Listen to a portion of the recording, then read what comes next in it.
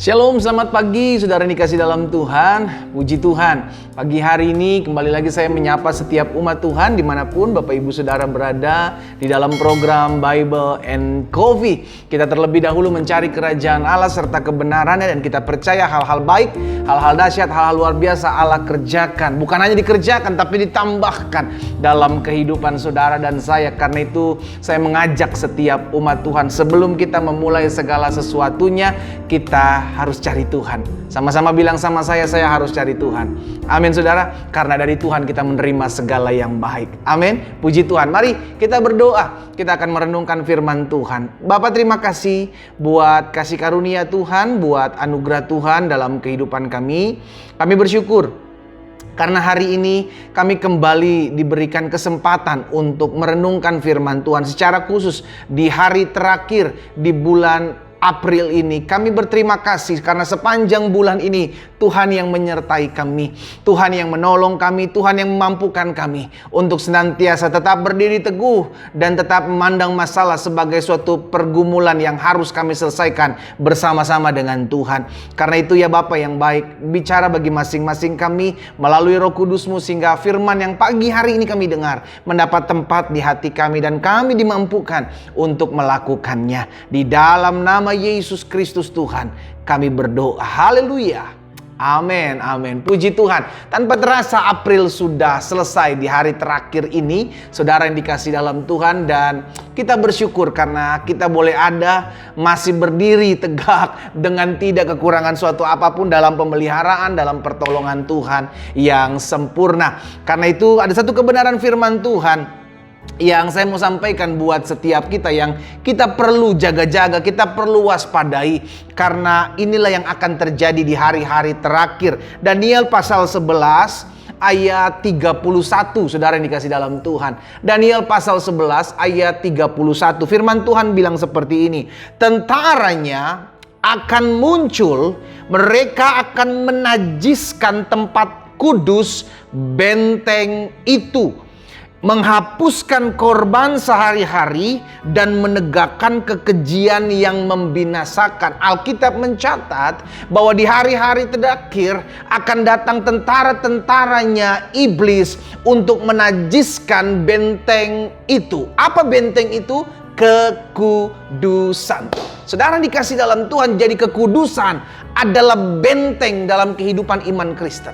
Sama-sama bilang sama saya, kekudusan adalah benteng.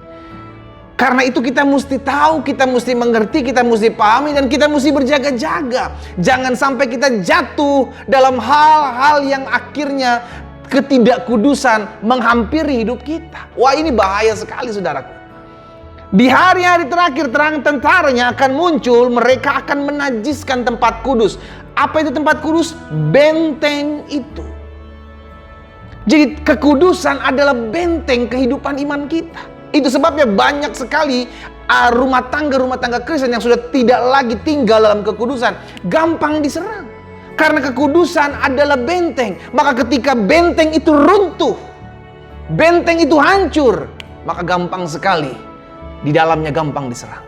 Di dalamnya gampang sekali terserang kuasa-kuasa kegelapan, gampang sekali terserang rencana-rencana yang jahat. Itu sebabnya Alkitab jelas katakan dalam Yosua 3 ayat 5, saudara dikasih dalam Tuhan. Kalau Yosua 3 ayat 5 bilang begini, berkatalah Yosua kepada bangsa itu, kuduskan dirimu, sebab besok Tuhan akan melakukan perbuatan yang ajaib di antara kamu. Kuduskan dirimu, sebab besok Tuhan akan melakukan perkara yang ajaib. Jadi kekudusan itu penting. Sama-sama bilang sama saya, penting. Kekudusan bukan hanya sekedar kita tidak melakukan perzinahan, sudah dikasih dalam Tuhan. Bukan. Karena standarisasi kekristenan, Yesus sudah katakan, barang siapa yang melihat seorang wanita saja dan mulai mengingini dalam hati dan pikirannya, dia sudah berzina. Jadi standar kekristenan, kekudusan kekristenan jelas dimulai dari keinginan. Hati-hati. Hati-hati. Sehingga akhirnya saudara dikasih dalam Tuhan, di hari-hari terakhir yang kita perlu ingat adalah jangan sampai kita anak-anak Tuhan kehilangan kekudusan. Wow. Makanya dalam Ibrani pasal yang ke-12 ayat 14 Alkitab mencatat, berusahalah hidup damai dengan semua orang, kejarlah kekudusan. Sebab tanpa kekudusan tidak seorang pun akan melihat Tuhan. Kekudusan itu penting. Kekudusan dimulai dari pikiran. Kekudusan dimulai dari hati kita. Sehingga akhirnya dari kehidupan kita lahir perbuatan-perbuatan yang memuliakan nama Tuhan. Kita harus berjaga-jaga. Karena kita sedang tinggal di hari-hari terakhir yang Alkitab katakan bahwa tentaranya akan muncul. Tentara-tentara iblis, tentara-tentara setan, tentara-tentara antikris akan muncul dan mulai menajiskan benteng itu. Apa itu benteng itu? Kekudusan. Dan mulai apa dibilang? Menghapuskan korban sehari-hari dan menegakkan kekejian yang membinasakan. Saudara yang dikasih dalam Tuhan, ayo sama-sama kita terus berdoa. Tuhan, tolong kami agar kami selalu didapati Tuhan setia. Memang tidak mudah. Sekarang gampang sekali orang jatuh dalam ketidakkudusan. Gampang sekali. Apalagi sekarang dunia internet. Iya kan, kita salah ngeklik aja saudara dikasih dalam Tuhan akan tampil iklan-iklan yang tidak senonoh. Dimulai dari mata, akhirnya jatuh dalam keinginan. Bukan hanya sekedar di situ, tapi kita mesti mengerti juga adalah ketika kita memulai memiliki hati yang tidak berkenan di hati Tuhan, itu pun kita sudah menghamiri kekudusan dalam hati kita. Amin. Kita terus berjuang, bukan dengan kekuatan kita. Kita mau berjuang dengan kuasa dari Roh Kudus. Karena kita mengerti peperangan kita bukan melawan darah dan daging, saudara. Setiap hari kita diperhadapkan dengan perjuangan. Apakah kita mau berjuang atau kita menyerah? Apakah kita mau berusaha atau kita menyerah? Setiap hari hal-hal seperti itu ditawarkan. Kita tinggal di dunia, dengan mudahnya kita bisa mengakses segala sesuatu yang bisa menghamiri kekudusan kita, yang bisa menghamiri benteng dan menjebol pertahanan iman Kristen. Hati-hati. Suami-suami, ayo jaga kekudusan. Istri-istri, ayo jaga kekudusan.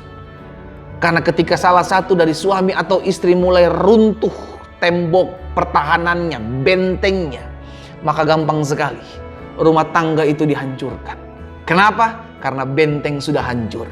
Kalau benteng sudah hancur, maka tentara musuh akan mudah mengacak-acak, memporak-porandakan keadaan yang ada di dalam benteng.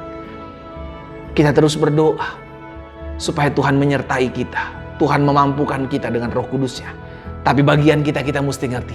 Berjaga, jagalah. Dengan apa kita berjaga-jaga? Yang pertama, jangan pernah berhenti memuji dan menyembah Tuhan. Karena Alkitab mencatat, mulai di tempat kudus itu, benteng itu akan dinajiskan dengan menghapuskan korban sehari-hari. Setiap hari yang harusnya ada korban, persembahan, pujian, penyembahan, maka mulai hilang.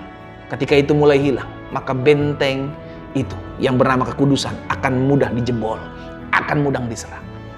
Karena itu saya setiap pagi mengajak setiap umat Tuhan melalui Facebook saya, melalui aplikasi Zoom, ayo kita sama-sama memuji, menyembah Tuhan. Setiap pagi kita memulai hari bersama Tuhan. Karena kita nggak tahu sepanjang hari akan kita alami apa. Tapi ketika kita memulai hari bersama dengan Tuhan, menyembah Tuhan, memuliakan nama Tuhan, bahkan merenungkan firman Tuhan, anugerahnya, pertolongannya akan memampukan kita untuk kita tetap tinggal di dalam benteng yang bernama kekudusan itu. Mari kita berdoa. Kita datang kepada Tuhan. Bapa, terima kasih buat kasih karunia Tuhan. Terima kasih buat anugerah Tuhan. Terima kasih buat kebaikan Tuhan. Kami menyadari betul kalau hari ini kami dibekali oleh firman Tuhan. Kami mengerti kami tinggal dan kami masih hidup di dunia yang setiap hari kami mengadakan peperangan. Karena kami mengerti kami tinggal di hari-hari terakhir di mana akan ada serangan-serangan yang untuk menghancurkan benteng, menghancurkan tembok iman kami. Dan akhirnya kami dihancurkan, dilululantahkan oleh karena benteng kekudusan itu hancur. Tapi hari ini kami mengerti, dengan kami memberikan pujian, penyembahan, korban sehari-hari yang kami kerjakan, kami lakukan, maka kami tahu anugerah Tuhan sempurna memagari kami, membentengi kami, bahkan meluputkan kami daripada serangan-serangan yang jahat. Namun kami juga mengerti, Bagian kami adalah tetap terus berjaga-jaga, sehingga hidup kami tetap terus tinggal dalam kasih karunia Tuhan. Bapa, apa yang Kau taruh dalam hati hamba, sudah hamba sampaikan buat setiap umat Tuhan. Ingatkan kami selalu bahwa kekudusan adalah benteng hidup kami, yang membuat kami tetap kuat dan bertahan, dan membuat kami tetap terus mengecap segala apa yang baik yang berasal daripada Tuhan. Berkat-Mu ada atas masing-masing kami. Di dalam nama Yesus Kristus Tuhan kami berdoa. Haleluya. Amin. Mari kita nikmati kopi kita, saudara. Haleluya. Kekudusan adalah benteng. Jangan sampai benteng itu runtuh, maka hancurlah hidup kita. Tuhan Yesus memberkati kita.